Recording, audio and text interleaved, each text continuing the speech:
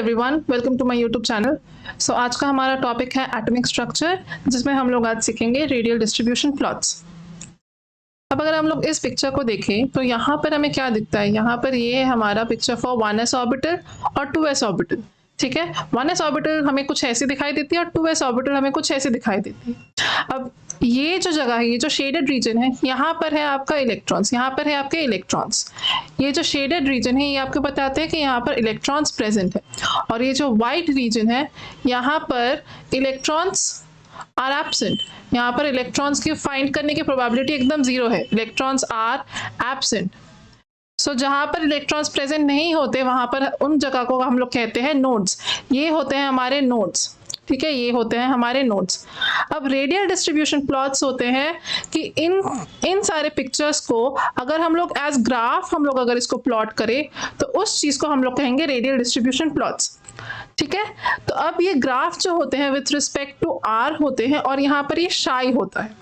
अब श्रोडिंजर जो हमारा साइंटिस्ट था, इसने क्या किया भाई, इसने इस इलेक्ट्रॉन को इसने एज अ वेव फंक्शन इसने इसको डिफाइन किया।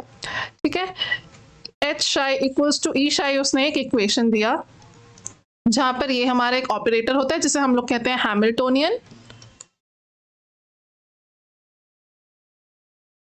ये हमारा होता है वेव फंक्शन, ये होता है मेरा वेव फंक्शन, और ये वैल्यू होती है एनर्जी। ठीक है, ये वैल्यू होती है एनर्जी की। सो इस वेव फंक्शन का जो वेव फंक्शन कैसे बिहेव करेगा विथ आर, आर होता है हमारा रेडियल डिस्टेंस, आर होता है हमारा रेडियल डिस्टेंस, वहीं से नाम आता है हमारा रेडियल डिस्ट्रीब्यूशन प्लॉट्स। ठीक है, सॉरी, ये होता है मेरा रेडियल डिस्टेंस, ये होता है मेरा रेडियल डिस्टेंस। ठीक है, यहीं से नाम आता है मेरा रेडियल डिस्ट्रीब्यूशन प्लॉट। अब यहां पर देखिए तो मेरे रेडियल डिस्ट्रीब्यूशन जो प्लॉट्स होते हैं, अगर मैं इन रेडियल डिस्ट्रीब्यूशन प्लॉट्स का शेप देखूं तो मेरे रेडियल डिस्ट्रीब्यूशन प्लॉट्स असल में तीन टाइप के होते हैं। ठीक है, तीन टाइप के रेडियल डिस्ट्रीब्यूशन प्लॉट्स होते हैं। फर्स्ट प्लॉट अगर मैं करूं तो फर्स्ट प्लॉट मेरा हो जाएगा शाई वर्सेस आर का। ठीक है, ये प्लॉट होता है मेरा शाई वर्सेस आर का, शाई वर्सेस आर। और यहाँ पर ये जो प्लॉट होते हैं ये आपके नेगेटिव साइड भी जाएंगे और पॉजिटिव साइड भी जाएंगे, नेगेटिव साइड भी जाएंगे और पॉजिटिव साइड भी जाएंगे। तो इसका मतलब यहाँ पर मुझे यहाँ पर माइनस का साइन भी मिलेगा, प्लस का साइन भी मिलेगा। ठीक है, ये ऐसे टाइप के दिखते हैं। लेकिन अगर मैं इसको स्क्वायर कर लूँ, अगर मैं वेव फंक्शन को स्क्वायर ही कर लूँ, इसका मतलब अगर मैं शाई का स्क्वायर कर लूँ वर्सेस अगर मैं आर प्लॉट करूँ, मुझे पता है कि नेगेटिव का भी अगर मैं कुछ स्क्वायर करूँ तो वो क्या आता है मेरा, उसकी वैल्यू आती है मेरी पॉजिटिव। ठीक है, तो यहाँ पर ये जो नेगेटिव हम्स होंगे ये यहाँ पर आएंगे नहीं, ये कहाँ आ जाएंगे, ये ऐसे हमारे ऊपर की तरफ आ जाएंगे। ठीक है, ये ऊपर की तरफ आ जाएंगे। इस शाई स्क्वायर वर्सेस आर ग्राफ को हम लोग कहते हैं प्रोबेबिलिटी डिस्ट्रीब्यूशन, इसको हम लोग कहते हैं probability distribution plot, probability distribution plot.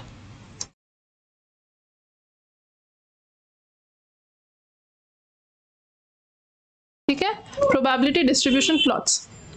अब अगर मुझे शाई स्क्वायर, एक और रेडियल प्रोबेबिलिटी चाहिए मुझे, तो रेडियल प्रोबेबिलिटी के लिए हम लोग क्या करते हैं, वहां पर हम लोग एक वॉल्यूम एलिमेंट ले लेते हैं। हम लोग कंसिडर करते हैं कि मेरा जो रेडियल प्रोबेबिलिटी है एक वॉल्यूम एलिमेंट में है, वो है मेरा 4 पाई आर स्क्वायर, सॉरी इसको हम लोग कर लेते हैं या 4 pi r square d r versus r. यहाँ पर आर स्क्वायर को सिनोनिमस किया है किसके साथ, शाई स्क्वायर के साथ। ठीक है, आर स्क्वायर की हम लोग शाई स्क्वायर की जगह आर स्क्वायर भी लिख सकते हैं। तो यहाँ पर मेरा वॉल्यूम ले लिया है, एक वॉल्यूम एलिमेंट ले लिया है 4 pi r square d are. ये भी मेरा स्क्वायर है शाई का, तो ये वाला प्लॉट भी मेरा कैसा आएगा भाई, ये वाला प्लॉट भी मेरा ऊपर की तरफ ही आएगा, पॉजिटिव एक्सिस की तरफ ही आएगा। इसको हम लोग कहते हैं radial distribution, radial probability distribution plot, radial probability distribution plots. ठीक है, अच्छा, तो यहां पर जो ये सारे जो यहाँ पर ये जो बेंड्स है, ये जो क्रेस्ट है, ये वाले जो चीजें, ये सारी आपकी टच होती है एक्सिस से। तो जब आपका कर्व एक्सिस से टच होगा उसे हम लोग कहेंगे वो सारे रीजन्स होंगे मेरे नोड्स, वो सारे रीजन्स होंगे मेरे नोड्स। अब डिफरेंस कैसे करके पता कर सकते हैं कि मेरा ये शाई स्क्वायर का ग्राफ है, मतलब प्रोबेबिलिटी डिस्ट्रीब्यूशन ग्राफ है, या फिर रेडियल प्रोबेबिलिटी डिस्ट्रीब्यूशन ग्राफ है।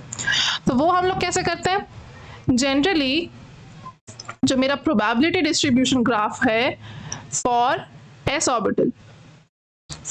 ऑर्बिटल, वो कुछ ऐसे स्टार्ट होता है। अगर ये मेरा सिर्फ शाई स्क्वायर वर्सेस आर का ग्राफ है फॉर एस ऑर्बिटल्स,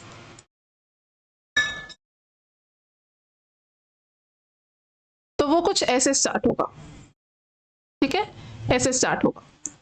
ये हो जाएगा फॉर 1s ऑर्बिटल, ये हो जाएगा for 1s orbital,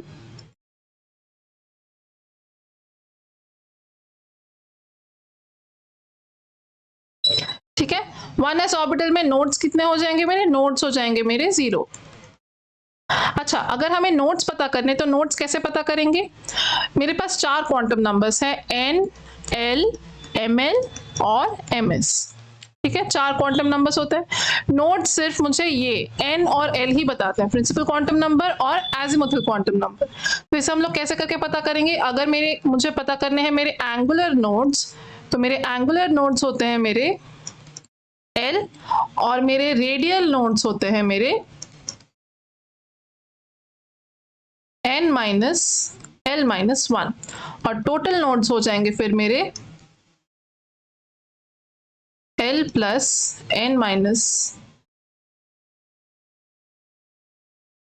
l minus 1 और n माइनस 1 नोड।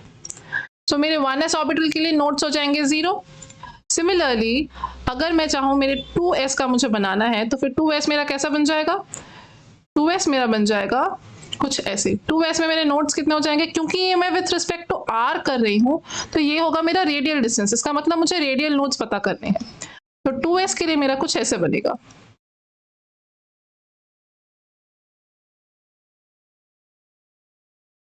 ये यहां से स्टार्ट होगा और एक हम, ठीक है, ये होगा मेरा 2s ऑर्बिटल के लिए, 2s ऑर्बिटल के लिए। तो ये कैसे किया मैंने, n equals to 2, l equals to 0, so radial nodes हो गए मेरे n minus l minus 1 equals to 2 minus 0 minus 1 equals to 1। तो ये है मेरा radial node, psi square versus r। अगर लेकिन यहाँ पर मुझे p ऑर्बिटल का पता करना है, p ऑर्बिटल का पता करना है फॉर 2p, मान लेते हैं फॉर 2p ऑर्बिटल, शाई स्क्वायर वर्सेस r। तो ये कैसा बनेगा, n equals to 2, l equals to 1, so this will be n minus l minus 1 equals to 2 minus 1 minus 1 equal to 0।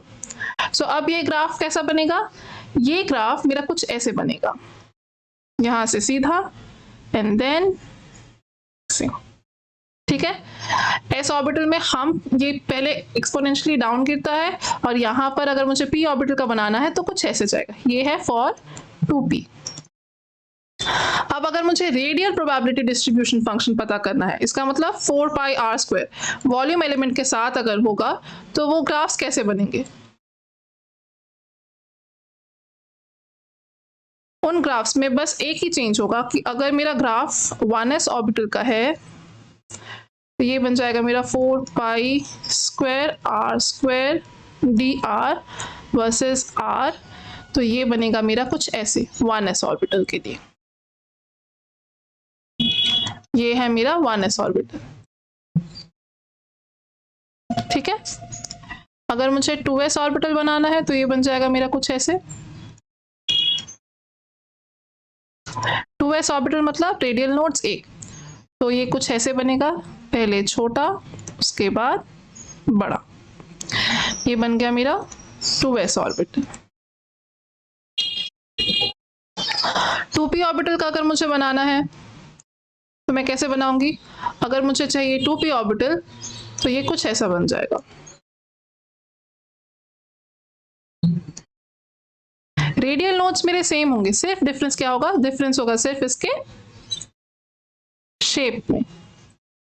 ये बन जाएगा मेरा 2p ऑर्बिटल, ये बन जाएगा मेरा 2p ऑर्बिटल,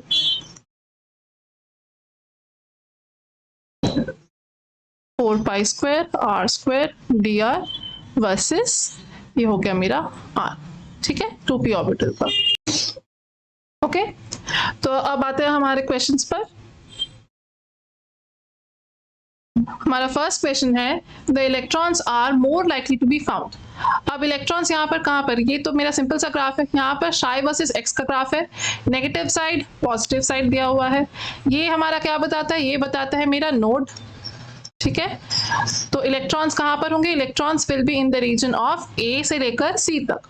सो इसका होगा option first, in the region A and C, ठीक है, simple. Next question, the graph between chi square and r is shown below, this represents।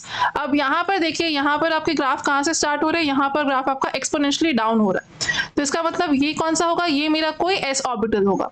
तो जितने भी p ऑर्बिटल्स है उसको हम लोग पहले हटा देते हैं, तो मेरा 2p ऑर्बिटल का ग्राफ ये होगा नहीं, क्योंकि ये क्या है भाई, ये मेरा chi स्क्वायर का ग्राफ है।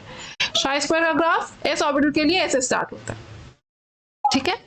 सो यहाँ पर मेरा क्या होगा, तो अब मुझे देखना है, पहले इनके नोड्स देख लेते हैं। यहाँ पर नोड कितना है भाई, मेरा यहाँ पर 1 नोड है, 1 नोड इज प्रेजेंट। सो एक नोड किस में होता है, एक नोड होता है मेरे 2s ऑर्बिटल में। अगर मैं यहाँ पर 2s का लूँ तो कैसे हो जाएगा, for 2s orbital n equals to 2 l equals to 0। So radial nodes यहाँ पर हो जाएंगे, रेडियल नोड्स हो जाएंगे n minus l minus 1 equals to 2 minus 0 minus 1 equals to 1 radial node. So ये होगा मेरा ऑप्शन डी। आ जाते हैं नेक्स्ट क्वेश्चन पे। P is the probability of finding the 1s electron of hydrogen atom in a spherical shell of infinitesimal thickness dr at a distance r from the nucleus. The volume of the shell is 4 pi r square dr, the qualitative sketch। अब ये वाला simple सा मेरा वो volume वाला element का है, तो ये हो गया मेरा रेडियल प्रोबेबिलिटी डिस्ट्रीब्यूशन फंक्शन।